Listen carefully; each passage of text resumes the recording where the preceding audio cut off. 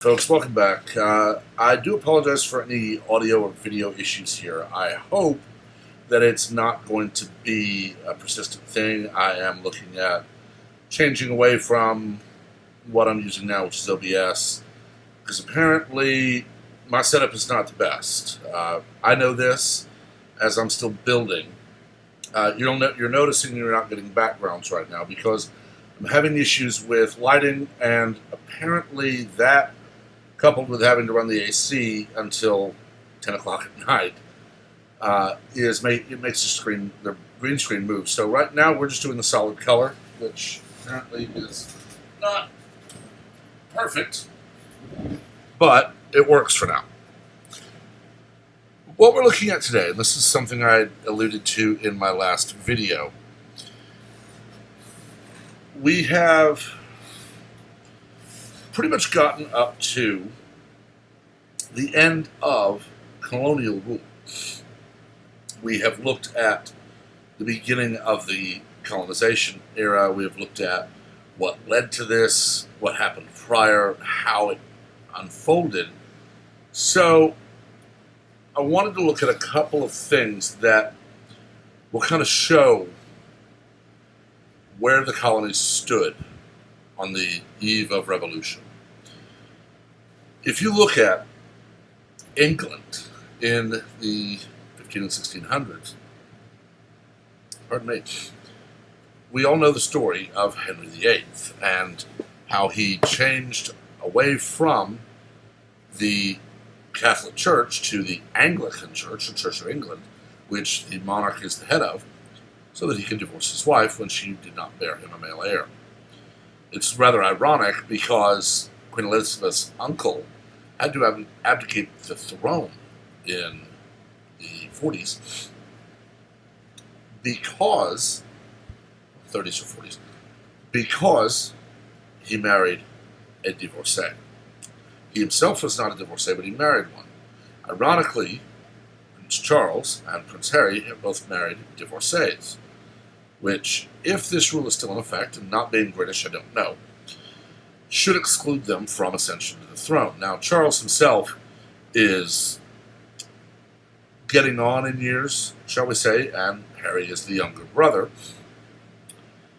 And honestly, William appears to have the clearer head of the three. And the Queen could do what she wants. But this shows the ironic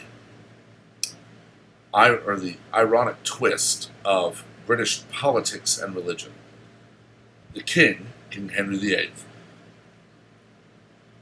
just basically said, England is not Catholic anymore, we are the Church of England, so that he could divorce his wife and remarry until he found someone who could bear him a male heir. The Puritans at the time decided that with this change, where the king basically said, I am now the head of the church and the head of state, they left. This ultimately led to landing at Plymouth, Massachusetts, the formation of the first colony, and on and on and on. Of course, the Puritans saw this, and being that they were still very much of the beliefs very close to the Catholic Church, saw it as religious tyranny, which in a way it was, for the head of state to then say he is the head of the church, and the only church you may belong to in a country is religious tyranny, so they left. This has been the siren song of immigration to the U.S. for centuries. Freedom. The freedom to choose your faith or to choose to have no faith. The freedom to live and work and learn and exist as you please. Ultimately, though, we saw, with the formation of newer colonies as they spread down the eastern seaboard, differences in opinion, differences in how they practice their faith, differences in way of life from the cities like New York or Boston, where you were, if you were not a civil servant, police, fire, or otherwise in government, you worked in a business in the city with very little deviation from that. You did have butchers, and you did have people who raised the animals, but they typically weren't right there in the city. They would get the animals brought to them, butcher them, and sell the meat. The animals were coming from far away from the cities. I didn't know this as a child. Granted, I was a child at the time. My mother, as my parents ran a photo lab, had to go to Rochester, New York for a seminar. I didn't know that New York had farms. I thought it was all New York City. Now, granted, as I continued to grow and learn, of course, I realized geography is different everywhere.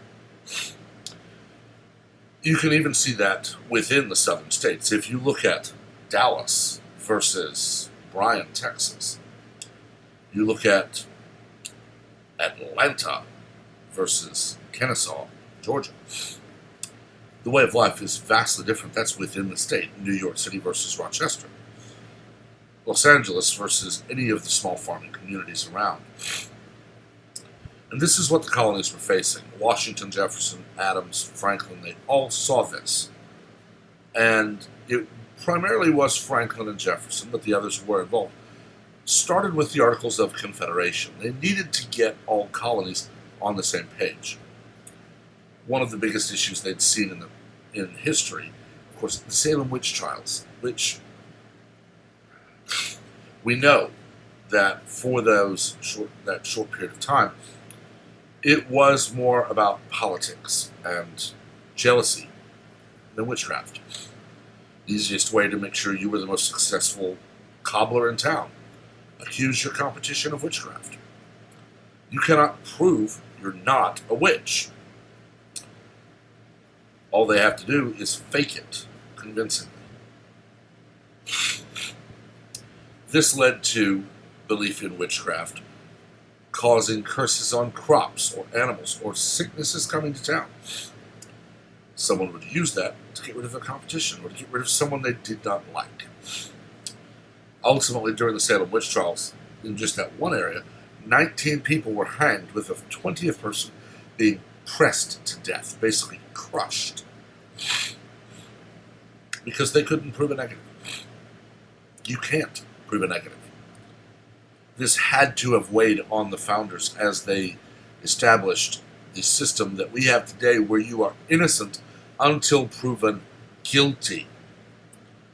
Yet today, we have members of Congress who openly stated that during the Kavanaugh confirmation hearings, for example, it was on Judge Kavanaugh to prove he did not do what he was accused of by someone who had no proof. Dr. Blasey Ford's accusation was basically that somewhere, 30-odd years ago, almost 40 now, but somewhere in her home state, something happened. It was horrific, and Kavanaugh was responsible. None of the people she called as witnesses could confirm her story in any way. The lie detector test was a joke. Do you believe what you've said? Of course she's going to pass that. Investigation after investigation after investigation found nothing on Kavanaugh. Senator Kamala Harris referred to the Constitution as that book you carry. This is the document she swore to uphold and defend. But to her, it's that book. They called for him to be found guilty and have to prove his innocence. How do you prove that somewhere 30-odd years ago I was involved with something that she can't remember? You don't. And they all know this. Harris was a district attorney, for crying out loud. The vast majority of Congress is made up of attorneys. Yet they demanded that a witch trial be held, where he can't prove he's innocent, so he's guilty. And the founders set up the U.S. legal system specifically so that couldn't happen. We know that regional differences sparked chaos in different ways, strife, disagreements, all of these things. And because of that, the founders had to find a way to unify the colonies. Much of it was very much the precursor to states' rights. That the people who were over the colonies would only really get involved when it was a matter between two colonies. If it was something happening in South Carolina would handle it, unless they asked for help. But if it was a disagreement between South Carolina and Virginia, well, you had to have a third party. You had to have an umpire. Ironically, I just watched a video on Sorted Food, of all places I learned this. Umpire comes from non-peer, French, which means non-peer. Third party, not beholden to either side. Thank you, Ben Eberl. But that's basically what they were setting up the federal government to become with regards to disputes between states. Now we know in 244 years we have evolved so far away from their goals that it's laughable. But we have a system that does block witch trials and other things that were very common at in that time. That is what their vision for the future was. Unfortunately, the king, being a king, and raised his entire life to believe he is the end-all be-all for England, having personally made the decision to say, I am the end-all be-all for the church as well, he decided he didn't like his subjects complaining that they were being taxed and receiving no benefits from it, that they were being ruled by a tyrant. It's ironic that the tax at the time was, I believe, about 3 to 4%. Sales tax in Texas today is 8.25%. Now, I can understand that it's not about the amount. If I'm taxed at 0.5%, but every penny of the tax I pay goes to fund programs that I have zero benefit from, that's too high. My 8.5% sales tax, the tax on gasoline, things like that, it keeps the roads paved, police patrolling, fire departments funded, property taxes pay for schools. Now, I do believe those things are being run badly in some cases. Public education is a joke. I don't think we need to take funding away. This is the core difference between liberal and conservative at the time. Liberals see one bad cop and they say, just take away all funding, get rid of cops. I see many horrific examples of indoctrination, not education. I don't want to take funding away from schools. I have no children. My parents are homeschooling my nephew. Between us, we all live on the same land. All the property taxes paid go to schools that my nephew doesn't get a benefit from. But that funding needs to be redirected. It needs to be put into continuing education, where teachers are taught. You teach math. You're not here to go on political rants. You teach history. Teach history. You teach science. Teach science.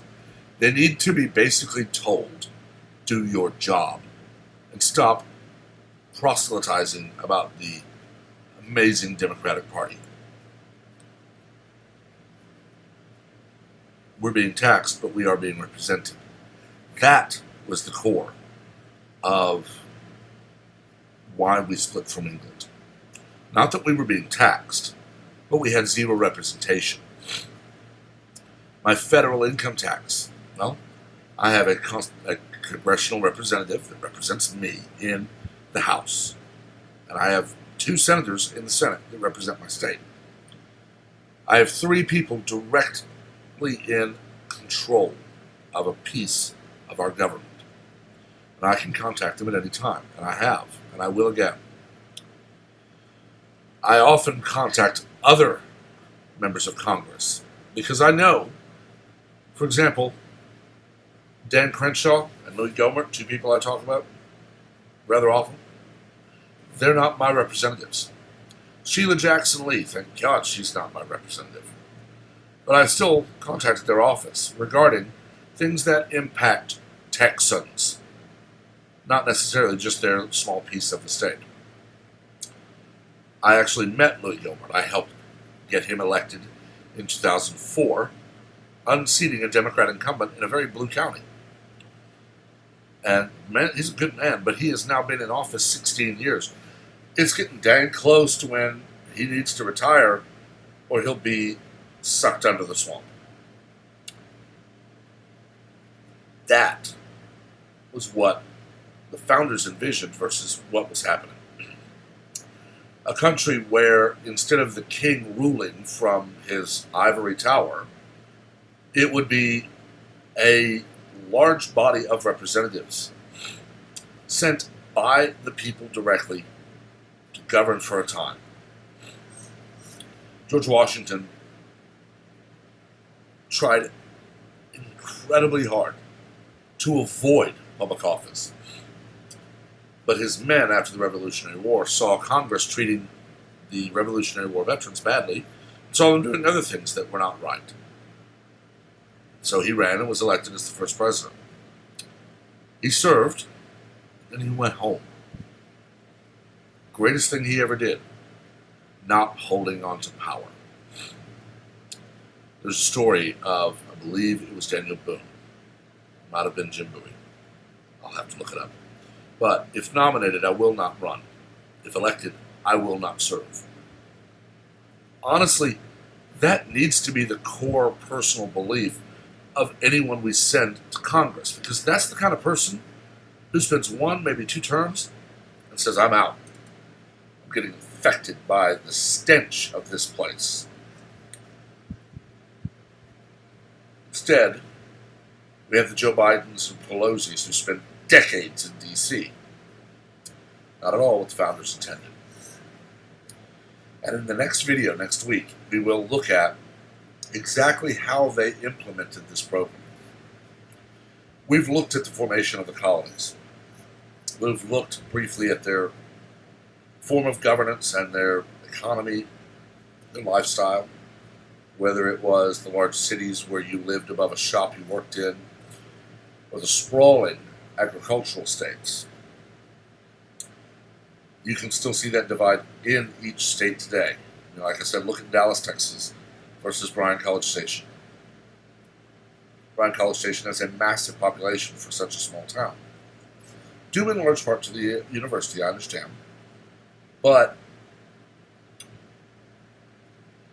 the mindset of the permanent residents, the way they go about their day-to-day life, vastly different than Dallas.